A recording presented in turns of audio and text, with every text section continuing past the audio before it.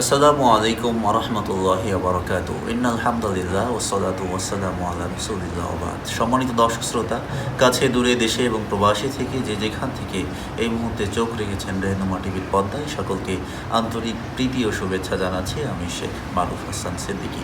প্রিয় দর্শক শ্রোতা, আপনারা দেখছেন আপনাদের জুমার দিনের একটি অনুষ্ঠান, রেহনুমা টিভি আয়োজিত ইসলামিক অনুষ্ঠান। তো দর্শক শ্রোতা, আমরা অতি অল্প সময়ে আপনাদের সামনে উপস্থাপন করব ইসলামের অত্যন্ত গুরুত্বপূর্ণ একটি বিষয়, আর সেটা হচ্ছে তাওবা এবং ইস্তেগফার। প্রিয় দর্শক শ্রোতা, ইসলামে তাওবা ইস্তেগফারের গুরুত্ব অপরিসীম। রাসূলুল্লাহ সাল্লাল্লাহু আলাইহি ওয়াসাল্লাম নিজে তাওবা ইস্তেগফার করেছেন এবং উম্মতদেরকে শিক্ষা দিয়েছেন তাওবা এবং ইস্তেগফার করার জন্য। প্রিয় ভাই বোনেরা, আল্লাহ তাআলা আমাদেরকে একমাত্র শুধুমাত্র তার ইবাদত করার জন্য এই পৃথিবীতে প্রেরণ করেছেন। এ ব্যাপারে পবিত্র কোরআনুল কারীমে ইরশাদ হচ্ছে, ওয়া মা খালাকতুল জিন্না ওয়াল ইনসা ইল্লা লিয়াবুদুন।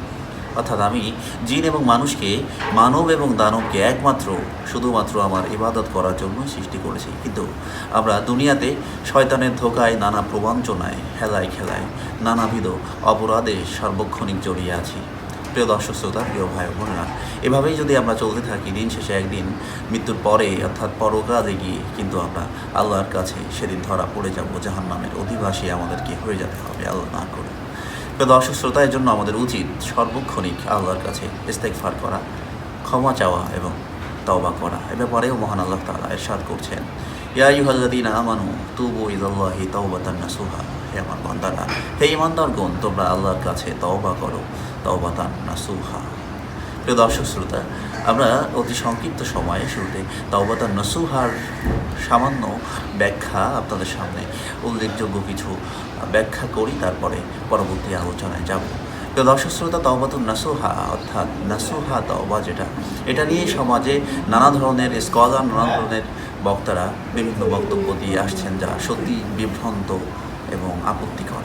প্রিয় দর্শক শ্রোতা, তাওবাতুন নাসুহা হচ্ছে এমন একটি তাওবা যে তাওবা করলে আল্লাহ তাআলা বান্দাকে ক্ষমা করে দেন, মাফ করে দেন এবং আপন রহমতের কোলে নিয়ে নেন।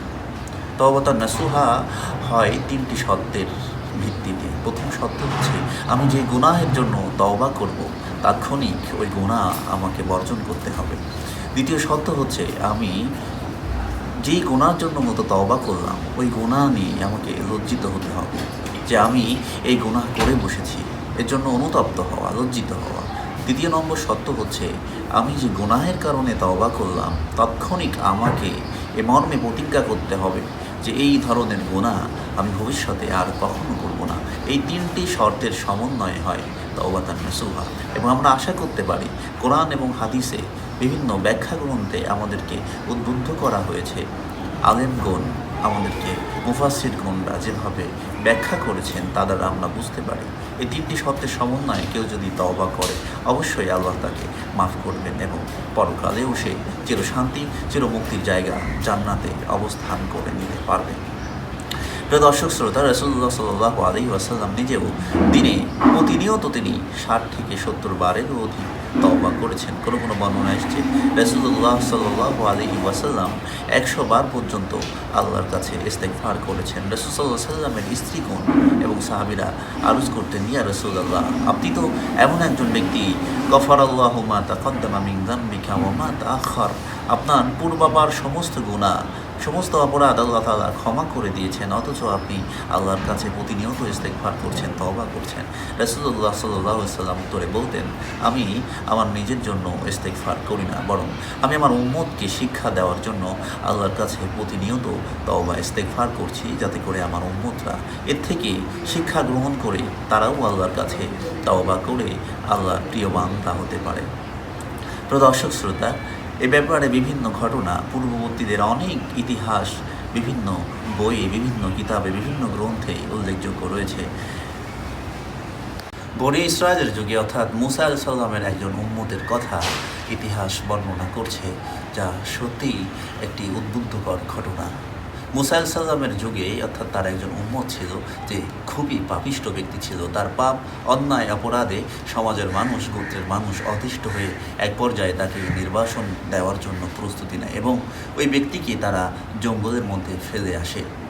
প্রিয় দর্শক শ্রোতা, যখন ওই ব্যক্তি মৃত্যুশয্যায় শয়িত হলো এবং জঙ্গলের মধ্যে যখন তার মৃত্যু তাকে ঘিরে ফেললো, তখন সে লক্ষ্য করলো তার দুনিয়ার প্রভাব, প্রতিপত্তি, ক্ষমতা, অর্থ, বিত্ত কিছুই আজকে কাজে আসছে না।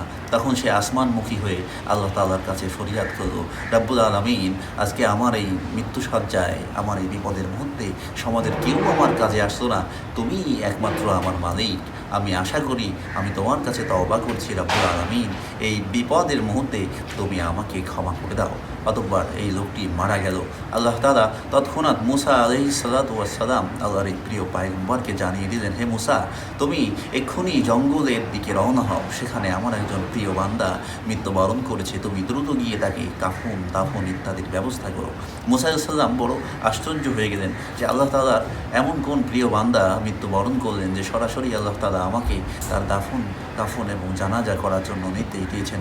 মুসা আলাইহিস সালাম তার উম্মত লোকজনকে নিয়ে দ্রুত জঙ্গলে রওনা হলেন। গিয়ে দেখলেন ওই সেই পাপিষ্ঠ ব্যক্তি যার অত্যাচারে মানুষ বিভ্রান্ত হয়ে, যার অত্যাচারে অতিষ্ঠ হয়ে তাকে জঙ্গলে ফেলে রাখা হয়েছিল। উপস্থিত লোকজন বলল, হে মুসা, এ তো সেই ব্যক্তি যে আমাদের উপর অত্যাচার করতো, আমরা তাকে নির্বাসন দিয়েছিলাম, কাজে সে কীভাবে আল্লাহর প্রিয় পাত্র হতে পারে? আমাদের কোথাও কোনো ভুল হচ্ছে, অথচ তোমার শোনার কোনো ভুল হয়েছে। তখন মুসা আলাইহিস সালাম আল্লাহর কাছে ফরিয়াদ করলেন, রাব্বুল আলামিন, জনগণ বলছে, লোকজন বলছে এই ব্যক্তি পাপিষ্ঠ, অথচ আপনি বলছেন এই লোকটি আপনার প্রিয় পাত্র, এখন আমি কোন দিকে যাব? আল্লাহ তাআলা বললেন, তোমাদের ধারণা ঠিক, এই লোকটি একজন পাপিষ্ঠ ব্যক্তি ছিল, কিন্তু সে যখন মৃত্যু সজ্জায় শায়িত হলো, তখন সে লক্ষ্য করলো চারিদিকে তার কেউ নেই একমাত্র আমি রব্বুল আলামিন ছাড়া। তখন সে আমার কাছে তওবা করলো, আমার কাছে ফিরে আসলো। আমি রব্বুল আলামিন তার এই কঠিন মুহূর্তে তাকে ক্ষমা না করে থাকতে পারলাম না, আমি আল্লাহ তাকে ক্ষমা করে দিয়েছিলাম। এবং শুনে রাখো, সে যদি ওই মুহূর্তে, ওই বিপদের মুহূর্তে যেভাবে আমার কাছে ক্ষমা চেয়েছিল, সে শুধু তার জন্য না, বরং পুরো বিশ্ববাসীর জন্য, গোটা বনি ইসরায়েলের জন্য ক্ষমা চাইতো, আমি আল্লাহ পুরো বনি ইসরায়েলকে মাফ করে দিতাম। প্রিয় দর্শক শ্রোতা, এই সমস্ত ঘটনা থেকে আমাদের শিক্ষণীয় অনেক বিষয় রয়েছে, যা থেকে আমাদেরকে শিক্ষা নিতে হবে। অর্থাৎ তওবা যদি আল্লাহর কাছে তওবা করার মতো, ইস্তেগফার করার মতো আমরা ক্ষমা চাইতে পারি, অবশ্যই আল্লাহ তাআলা কিন্তু আমাদেরকে মাফ করে দিবেন।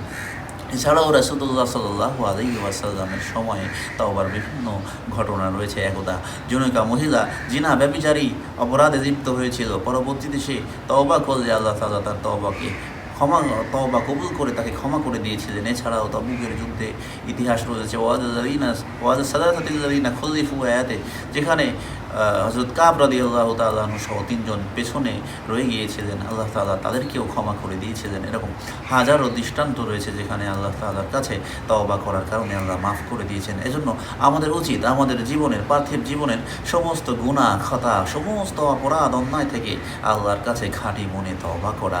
এতে আশা করা যায় আল্লাহ তাআলা আমাদেরকে মাফ করে দিবেন, ক্ষমা করে দিবেন। প্রিয় দর্শক শ্রোতা, এতক্ষণ ধরে যারা আমাদেরকে দেখছিলেন, সকলকে আবারও আন্তরিক প্রীতি ও শুভেচ্ছা জানিয়ে আজকের মতো শেষ করছি। আমাদের পরবর্তী অনুষ্ঠান দেখার জন্য আমন্ত্রণ রইল। আসসালামু আলাইকুম ওয়া রাহমাতুল্লাহি ওয়া বারাকাতুহু।